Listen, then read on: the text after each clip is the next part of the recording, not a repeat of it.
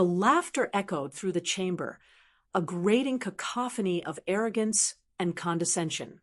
The Galactic Council, seated upon their towering thrones of crystalline alloys, reveled in their own supremacy. Adrian Varos stood before them, expression carved from stone, hands clasped behind his back as he weathered their jeering. These beings, some insectoid, others reptilian, a few amorphous masses of organic light, had ruled the galaxy for millennia. Their words carried the weight of civilizations. Their decrees shaped entire sectors. But none of them had ever encountered him. Not truly, not the man beneath the surface, not the predator cloaked in the guise of a diplomat. The humans think themselves equals, else noble, its translucent exoskeleton shimmering under the council's artificial sun, clicked its mandibles in amusement. They demand a seat at our table. Yet they brawl like primitives, conquer like savages, a species defined by war. Do they truly believe they belong here? A chorus of laughter followed, and Adrian let them have it, let them bask in their misplaced confidence, in their blind assurance that humanity's patience was submission. He had sat in this chamber for years, endured their scorn, learned their weaknesses. And now, the final insult. A holographic decree flickered into existence, its blue light casting eerie shadows across the chamber. The council speaker, a withered, towering entity whose race had once enslaved entire worlds, cleared its throat, a wet, slithering sound. The ruling is final, it announced. Humanity's sovereignty is hereby revoked. All human colonies shall be placed under guidance of superior species, their governing bodies dismantled for the sake of order. A pause. A smirk. Your kind will be given a place, of course. Workers, servants, assistants. You should be grateful. Adrian's fingers twitched. A lesser man would have let his rage slip, let it boil over in a useless display of defiance. But he wasn't a lesser man. He inhaled, slowly, measured, steady, letting the weight of silence settle before he finally spoke. Grateful, he murmured. The word hung in the air, unnatural, foreign. The laughter tapered off, uncertainty creeping into their faces. He stepped forward. For years, we have sat here and listened. We have played by your rules. We have followed your laws, your treaties, your carefully worded manipulations designed to keep us small, to keep us weak. His voice was a blade, slicing through the chamber's stagnant air. And we let you believe it was working, that we were helpless, that we were just waiting for your approval. His eyes swept across them, cold and unrelenting. That was your mistake. A ripple of unease. Someone shifted in their seat. A few exchanged glances. Adrian exhaled through his nose, shaking his head, as if disappointed. You call us savages because we do not pretend. We do not shroud our nature in elaborate customs and empty words. You, he gestured to the council, to the great and mighty empire they had built, are no different from us. You kill, you conquer, you consume. The only difference is that you wear a mask. His lips curled, a ghost of a smirk. And we don't. The silence was deafening now. Adrian straightened. Effective immediately, humanity withdraws from this council. We revoke all agreements, all treaties.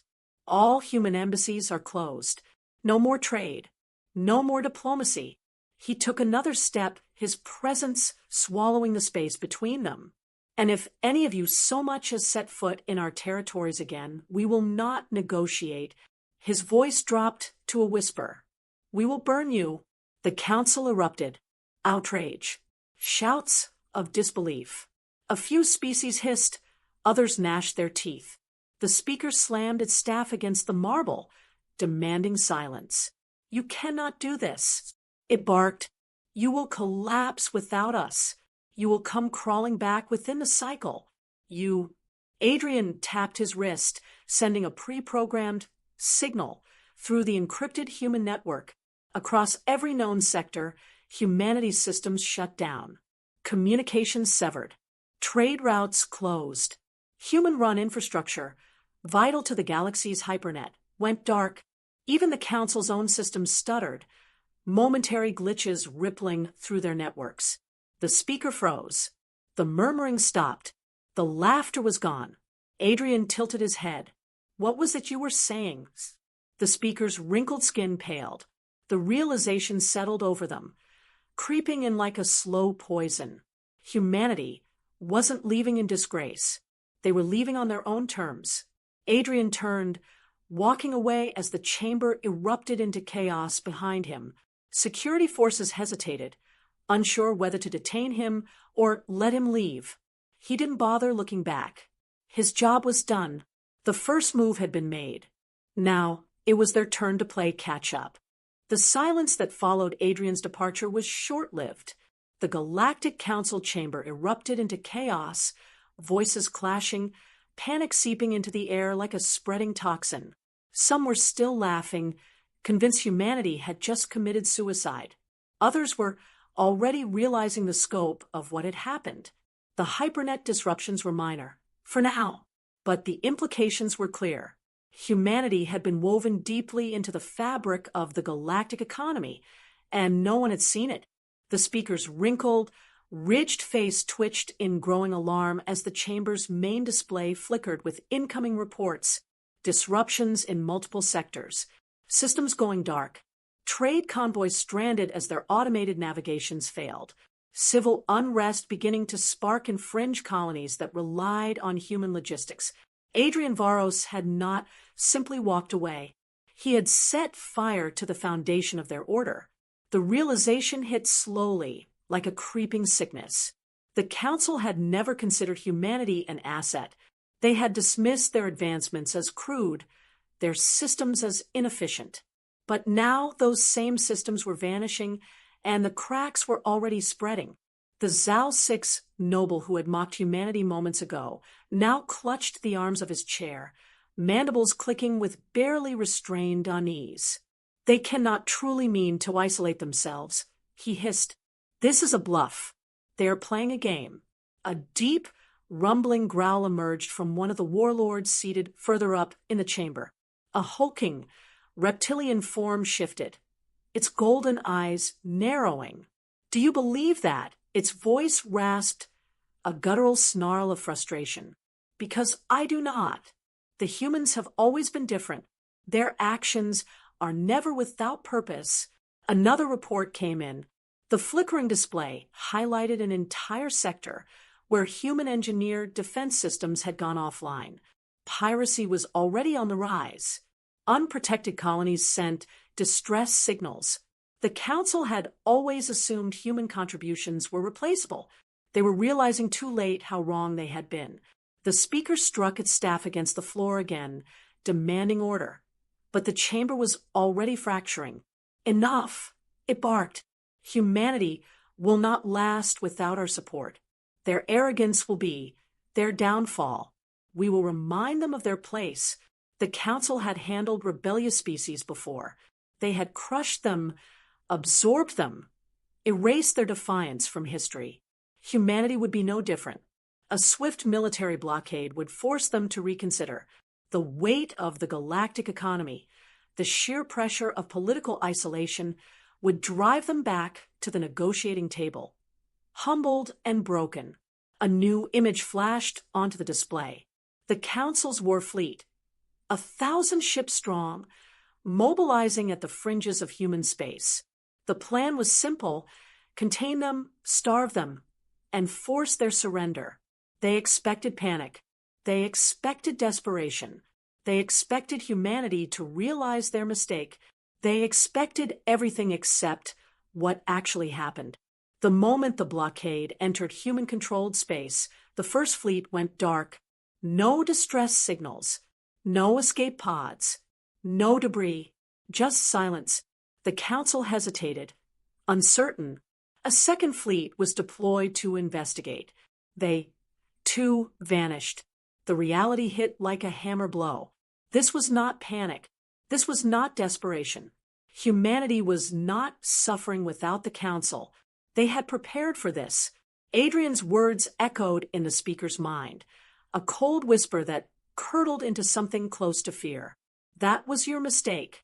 Before the council could react, a new transmission hijacked their communication channels. It was not a plea. It was not an apology.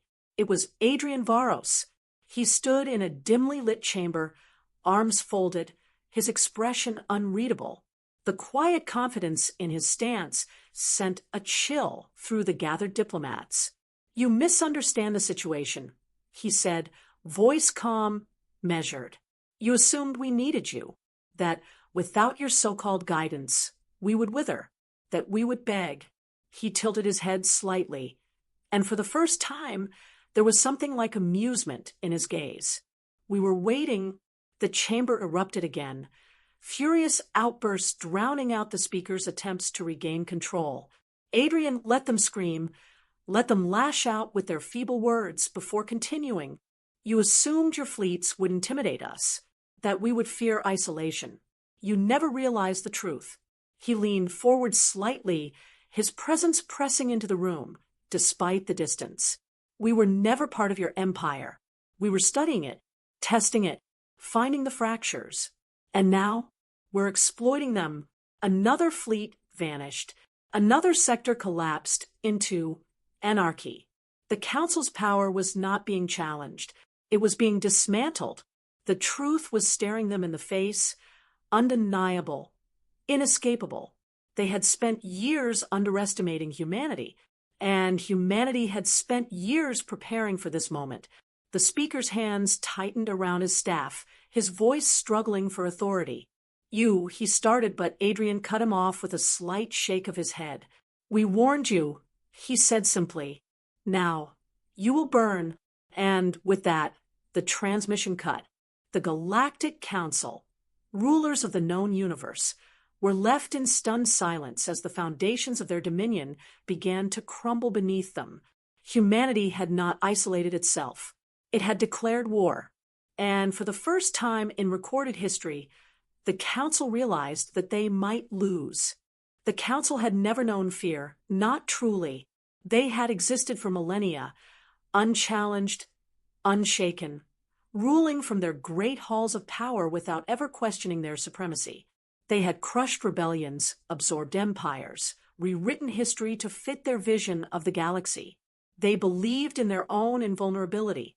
But now, as more fleets disappeared into the abyss of human-controlled space, as entire sectors blinked out of their control, the weight of a horrifying realization settled over them like a suffocating fog. They were losing, and they had no idea how to stop it. Reports flooded in, each more damning than the last. Human cyber warfare had penetrated their deepest systems, corrupting their navigational grids, severing communication relays. Supply chains collapsed overnight. Planets that relied on council trade were left stranded, their governments turning to Earth for aid. Where the council's influence had once dictated the flow of galactic stability, it was now unraveling at an uncontrollable pace. And worst of all, the military forces they had spent centuries building, the fleets that had subjugated entire species, were proving useless. Every time a new armada was sent to reassert control, it simply vanished. No wreckage, no survivors, just dead silence. The speaker stood at the center of the chamber, his gnarled hands tightening around his staff as the council bickered around him, their panic barely concealed beneath layers of bureaucratic arrogance. "We must negotiate," one of the elder members finally admitted, his voice carrying an edge of desperation. "They've crippled our fleets. We don't even know how they're doing it. If we continue this path, we risk total collapse. We cannot negotiate with a species that has spat on our authority." Another counselor snapped, his scaled hide bristling with defiance. "If we kneel now, we will never regain control. We need a final strike, a decisive blow that will bring them back under our rule." The speaker let their arguments wash over him, his thoughts elsewhere. He had lived long enough to recognize the tides of history, to see the patterns of power rise and fall. The Council had always assumed it would be the immovable force at the center of the galaxy, but something had shifted. The humans. No, Adrian Varos had done what no other species had even considered. He had walked away. And worse, he had made the galaxy follow him. The Council's greatest fear was not that humanity was winning. It was that others were beginning to believe in them. Defections were rising. Entire planetary systems were questioning the need for Council oversight. Civilizations that had spent centuries under their rule were looking to Earth as an alternative. And the moment the balance tipped completely, the Council would be finished. A new transmission interrupted their arguments. The chamber fell into a tense silence as the display flickered, revealing Adrian Varos once again. His face was unreadable, his expression betraying nothing, but the weight behind his words pressed into them like a vice. "You still believe this is a war," he said, "that this is something you can win with force. But you are not fighting a rebellion. You are fighting an idea. And you cannot kill an idea." The speaker took a breath, steadying himself. "You have made your point, General Varos. But if you continue down this path, the galaxy will suffer. We can still reach a solution that benefits both our people." Adrian's lips curled in amusement, but his eyes were cold. "You misunderstand. This isn't about compromise. This isn't about finding common ground. You spent centuries treating humanity as lesser, and now we have outgrown you." He leaned forward slightly, his voice dropping to something quiet, something lethal. "We are not here to share the galaxy with you. We are here to replace you." The chamber erupted in protests, some voices filled with rage, others with growing fear. The speaker raised a hand for silence, but Adrian continued, unfazed. "This war was decided the moment we walked away. You just didn't realize it yet. But soon you will." The display cut out before they could respond, leaving only the hollow echoes of his words lingering in the chamber.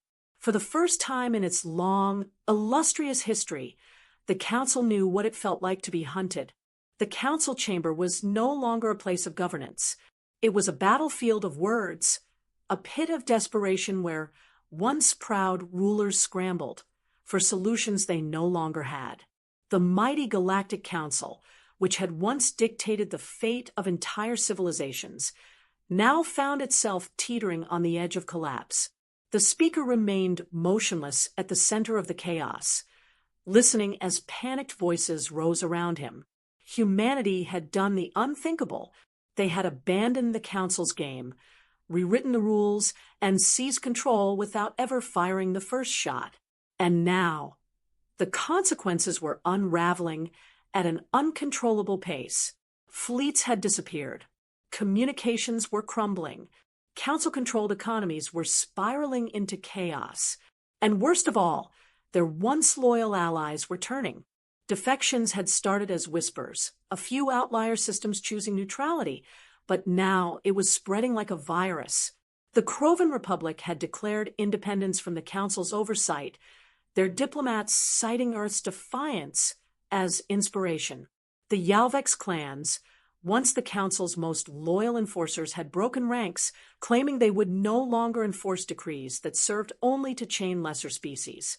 The momentum had shifted, and the Council was no longer viewed as an unshakable force. They were falling. The speaker's grip on his staff tightened as he raised a hand for silence.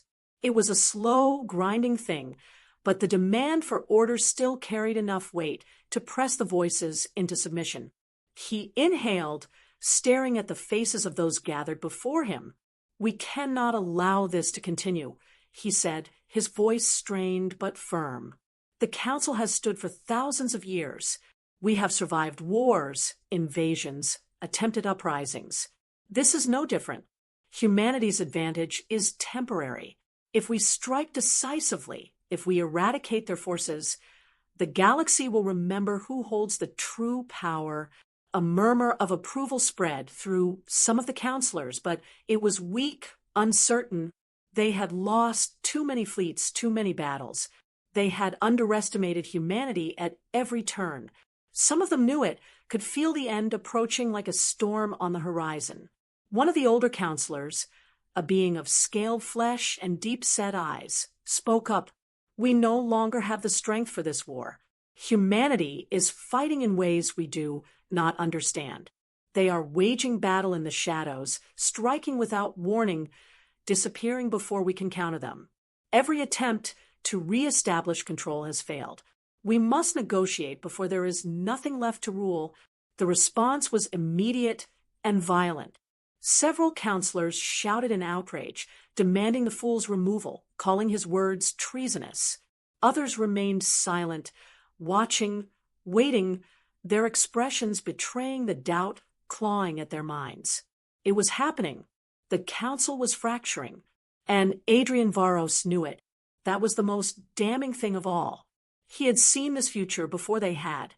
He had set it into motion, pushed them toward the inevitable while they had still been too blind to realize what he was doing. He had outplayed them, and now they were too deep in the fire to escape. Another report arrived, transmitted directly into the chamber's central display. It carried no warning, no signature of its origin. The words simply appeared, stark and unforgiving. Sol Invictus protocol activated. The next phase begins. Silence, and then panic. There was no time to process it before the alarms began blaring across the council's core worlds. A coordinated strike, a masterstroke of precision, was unfolding before their very eyes. Human cyber warfare had been relentless before, but this was different. This was total collapse. Spaceports went dark. Planetary defenses shut down. Automated security grids turned against their own people. It was as if the galaxy's infrastructure was crumbling in real time, and the council had no way to stop it. And then the final horror arrived, a live transmission from the fringes of their space. The screen flickered, and Adrian Varos stood before them once more. "This is not a war of attrition," he said, his voice steady, assured. "This is extermination." Behind him, the visual feed shifted. A council-controlled fleet, one of their last remaining strongholds, floating helplessly in the void, completely disabled. Their ships, their weapons, their defenses, dead. And then the first explosion struck, not from humanity's forces, but from within. One by one, council warships detonated, sabotage from the inside. The sheer efficiency of it was horrifying. The humans hadn't just defeated them. They had dismantled them from within. Varos stared into the screen, his eyes devoid of mercy. "This war is already over. You simply haven't accepted it yet." The speaker's hands trembled as he looked to his fellow counselors. Their faces were masks of dread. Some had already begun shutting down their communications, preparing to flee, to abandon what was left of the council and save themselves. Cowards. But maybe they were right. Maybe this was the end of everything they had built. Varos's voice broke through one last time. "You thought you could mock us. You thought you could rule us. You thought you could decide our fate." His expression darkened, the cold weight of judgment settling into his tone. "Now we decide yours." The screen went black, and the Galactic Council, the most powerful force in the known universe, knew then and there that their time was over. Humanity had won. The Council had never known what it meant to be powerless, not until now. Their fleets were gone, their networks compromised, their control over the galaxy shattered in ways they never thought possible.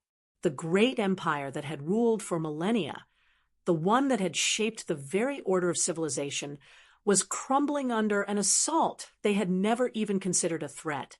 And it was all because of humanity, because of a species they had dismissed as crude, warlike, insignificant. Now, as panic set in, and once loyal allies turned their backs on the failing regime, the only thing left to decide was how this all would end. The speaker sat motionless, his mind racing as the chamber fell into disarray. It was over.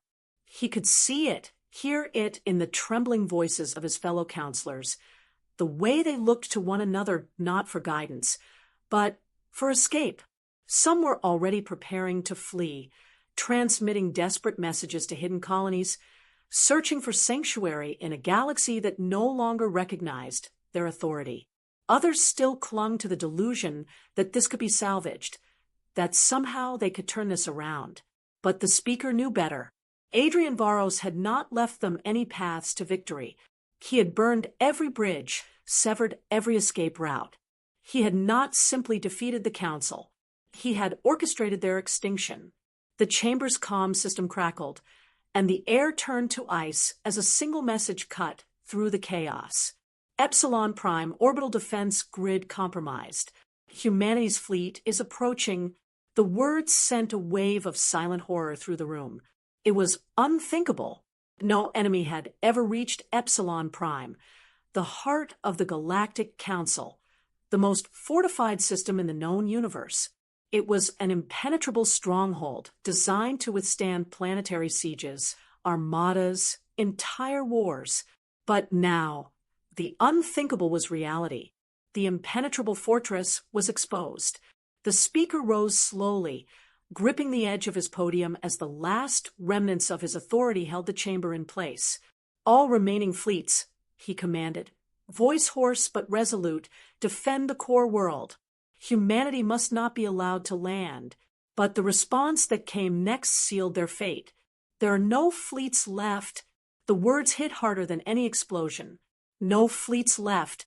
The Council's military might, the power they had wielded like a god's wrath, was gone. And Adrian Varos was coming. The transmission was inevitable. The screens flickered to life. And there he was, standing aboard his flagship, his face illuminated by the burning wreckage of a once mighty council fleet drifting lifeless in the void. His expression was neither cruel nor merciful. It was something far worse, absolute certainty. This is the final transmission you will receive from humanity, he said, his voice filling the chamber like a death knell. Surrender Epsilon Prime. Dismantle the council. Stand down. And some of you may yet survive. The room erupted, voices raised in protest, anger, desperation. But none of it mattered. They had no fleets, no armies, no hope. The speaker took a shaking breath. If we surrender, he said slowly, we become nothing. Varos's eyes did not waver. You already are. The transmission cut. Silence.